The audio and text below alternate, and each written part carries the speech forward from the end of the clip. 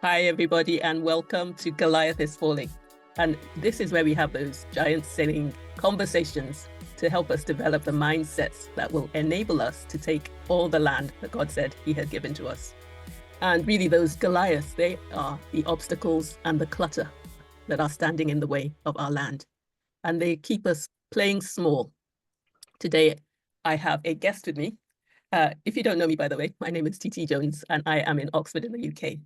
And I have a guest with me today, and we are talking about clearing the clutter, clearing the stuff that is standing in our way. And Mel Mason is a declutter expert. She is in Arizona, and she has helped a load of people clear all forms of clutter, physical, emotional, mental, spiritual, and financial clutter, so that it never returns. Her clients call her the miracle worker, and her greatest gift is creating order out of chaos in every area of life. She has a unique method from the inside out approach, and she empowers high achievers to break through the barriers holding them back, to deepen their relationship with God, and to live a life of purpose and impact. She addresses deeper issues like limiting beliefs, spiritual disconnect, emotional weight, and Mel helps people align with their faith and achieve their goals and create lasting transformation. She also has a book. She's a speaker. And I will let you tell us a bit more about yourself. Welcome, Mel. Thank you so much for coming on today.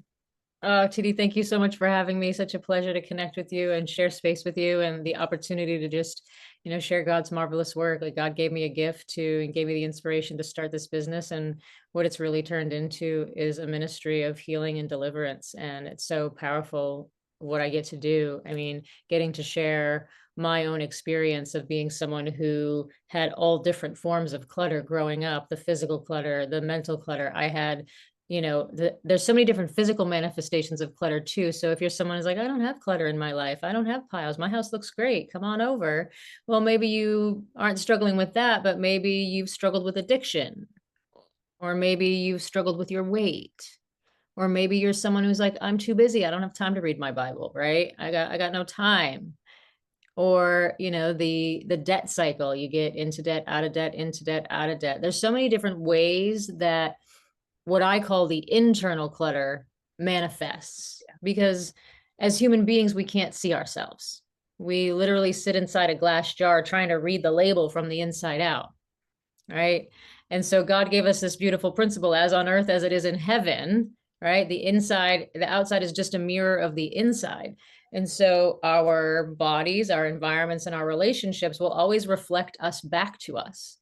And that's what I love about what I get to teach is it's not just about looking at the symptoms and addressing the symptoms. It's getting to the root of the issue, which is all of the limiting beliefs and the stories that we make up about ourselves from the events that we experience. And then it's all of the unprocessed emotions that we accumulate. And then you add on top of that, when we hang on to resentments, we let fears run our life instead of faith. And then we get into all of the gluttony and the idolatry and all those things that we let take over and get in the way. That's really the stuff that it gets stuck inside. And so in order for us to know what it is, it has to start showing up outside. And that's the only way we can start to address it, is by having these physical manifestations. It's just my language that you're speaking, and just part of what part of what I felt God was saying this month is clear the clutter. And Yeah. why is it so hard to break free? Why do people find it so difficult to, you know, break free from that clutter? Well, I mean, first, I think and foremost is we have a reptilian brain that tries to protect us, right? And tries to keep us safe. So anything that is uncomfortable, even if it's like getting out of bed to go for a run and you're not really a runner, right? If it's something out of the norm, out of your comfort zone, your brain automatically thinks you're going to die. And so its job is to protect you. So you have this reptilian piece that you get to overcome, right? But then there's just it's about willingness to be uncomfortable. It's willingness to do the work, to be willing to look at what you've let accumulate in your life so that you can clear it. Because if you really think about all the different manifestations of clutter, the piles accumulating, the weight accumulating, whether you're scrolling on social media to avoid, or you're down in a couple glasses of wine every night to unwind, really, if you boil it down to its simplest, it's an unwillingness to look. It's like, nope, don't want to deal, don't want to look. I don't know what to do with it. So I'm just not going to. And because the outside is just a mirror, what that really is telling you is that you're not willing to look within. And where does God dwell? Yeah, that's so good. And how then, what's the steps that you would invite people in order to start the journey of decluttering then? Yeah, I love this question because they want all these solutions. I need you to help me organize this. And what's the steps to this? And how do I manage the overwhelm? And how do I do this? And then I teach them, like, you get to start within first. You get to become willing to look within. And so it starts by simply the willingness to observe your own experience. It's simple observation of what your experience is. Now, what makes up your experience? You have your five senses, right? So sight, smell, taste, touch, sound, whatever, all of them. But then you have the thoughts that you think, right? So your thoughts make up your experience.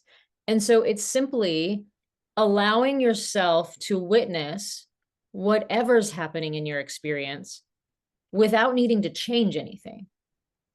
It's that just willingness to look at it and see what's coming up. And what's so magical and so powerful is the willingness to look. When you become willing to look within, the more you do it, the more because the outside has to match your inside. It's a law, right? As above, so below, as within, so without, as on earth as it is in heaven. You naturally start to want to look at what's going on outside of you. And so what begins to happen is you spontaneously, unconsciously, and effortlessly begin to look at the different areas of your life, wherever the clutter's showing up. So if physical clutter's your thing, you'll just start spontaneously clearing a junk drawer.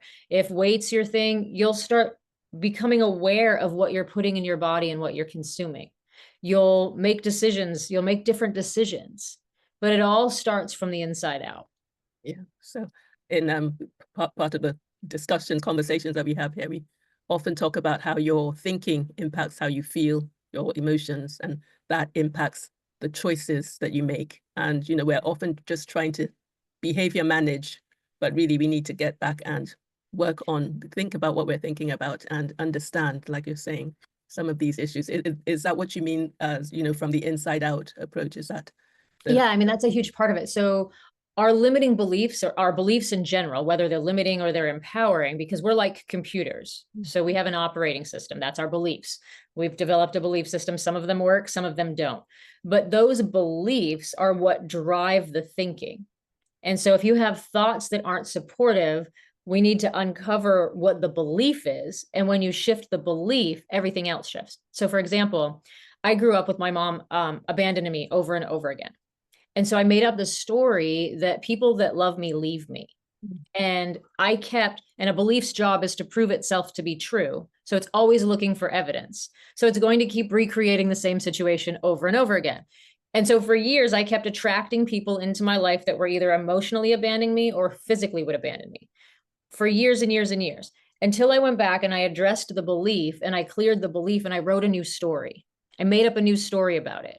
And so the new story that I wrote is that I was committed, I was persistent, I was determined, and I was so powerful at 5 years old, I made a grown woman walk out the door. That's definitely reframing and reframing that whole belief, really. And now what I create from that is the people that in my life, I can't get rid of them. The people that are around me aren't going anywhere. I have so much support in my life, but it comes from shifting the belief, getting to the belief that drives the thinking. So it's rewiring that and reforming new neural pathways, I suppose, and really, yeah, I mean, that's ultimately what it all comes down to. Yeah, but it can be so simple. You don't need all these fancy techniques. Like you don't need to do no NLP and all these things. You simply become aware of the belief. You go back into the moment of time when you remember the belief was formed. You experience your experience that you didn't experience, where it got stuck, all those emotions, right? And you just feel all the things, get it out of your body. And then once the energy is moved, then you're free to create a new story. I love how you've simplified it so beautifully. Thank you very much. And that's what I wanted to ask about financial clutter and how does that, what does that look like in people, and how can you take steps to remove that kind of clutter or break free from it?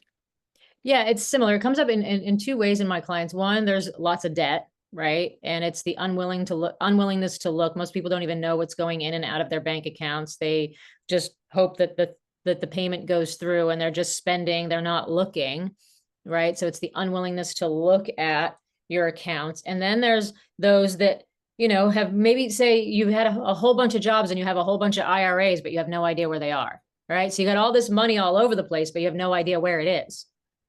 So it's like either clutter with, you have lots of money and you don't know where it is, and you're not looking at it, or you got lots of debt and you're not looking at it. So it's essentially look at and deal with the issues that are in front of you so that you can move beyond where you are stuck, essentially. Yeah. And in order to get the willingness to look at the things outside, it starts from the willingness to look within. So this is why people who try to like organize on their own feel like they're forcing themselves or dragging themselves or getting through the diet or whatever to lose the weight is so forceful. And it's like trying to get molasses to go uphill in the middle of January, because it's coming from the outside in. But when it starts from the inside out, it's almost like a compulsion. You can't stop yourself. You just spontaneously just start looking at things that you wouldn't normally look at, and becoming willing to look at them. And it's these micro shifts. You don't all of a sudden go from not looking at anything to willing to look at everything. It's these micro shifts that start to happen over the time. And as long as you're consistent and you are willing to keep looking within, it will keep growing and it will keep compounding. And so my clients have actually given it this term, that MEL thing is happening. The spontaneous willingness to look at what's going on is now termed that MEL thing. Yeah, amazing. That's really good. Thank you so much. If somebody was watching today and they just can't quite see, the overwhelm is real and they're stuck in that clutter, what would be the first step that they could take then? Yeah, with the physical clutter, like besides starting with the willingness to look and just giving yourself 5 minutes a day to just observe your own experience, I always tell people to start small. People think, oh, I need to declutter my closet, or I need to clean out the pantry, I got to do the garage, and they will tackle the entire thing all at once. So it's so overwhelming to go rip out everything out of your closet and throw it on your bed. Then you're like, now what? How am I going to go to bed tonight? So I tell my clients to start with 1 square foot at a time, just one little bit of space, go through it, make your decisions, handle it, put stuff away, move on to the next square foot. Because what it's going to do is, by keeping it small, you wind up finishing it. So you get that dopamine hit. It's like, oh, that really wasn't so bad. And that only took like 5 minutes. I could keep going. And then you want to keep going. And next thing you know, you've cleaned, 3 to 5 square feet of stuff with not a lot of effort. And then the other thing I'll say is, you've been carrying stuff for however long you've been hanging on to it. So you're not going to let go of it all at once. So my thing that I tell my clients is, it's not about the decision, like whether you let it go or not. It's simply about the fact that you're willing to look and make a decision. So don't get stuck on something. If you're looking at something for 5 seconds and you still haven't let it go yet, unless it's something you have to read through, it's like a piece of paper you need to read through, just keep it for now and move on. Don't get bottlenecked by one thing. Let go of what's easy, build the muscle, and it'll get easier each time. You're not going to make just one pass. You're going to be going through this stuff multiple times over and over again. That is so helpful, so easy. And I really do pray that people get some benefit, really just start to take the small steps, and just the impact will be incremental. Yeah, it's that small committed action, and right? And a journey of 1,000 miles begins with one step, one step, one step. One step. That's it. Thank you so much, Mel. You have very generously given a PDF copy of your book, which I will have below this video. But how else can people get hold of you, and what programs do you have available that people can connect with you on? Yeah, absolutely. So you can reach me by email, info@declutteringspaces.com. You can find me on Facebook, Mel Mason, the clutter expert, on Facebook, YouTube, Instagram, all the things. And I basically coach people privately. I do have a mastermind, and I do have an ongoing membership site if those are something that people are interested in. So, and people, I also do VIP days. I've had people fly me all over the place, Ohio, Washington, Palm Springs, to come and work with them and actually help them with the physical piece that they can't manage on their own, because I have a background in moving furniture for 8 years. So I do all the heavy lifting, and my clients love to hire me to come actually help them get a really huge breakthrough in the physical space so they can really feel like they've got some progress to work with. So I'm available to fly anywhere. Amazing. Thank you so very much. My I will pleasure. Thanks so much for having me. appreciate you very much. All right. Likewise. God bless. God bless. Thank you.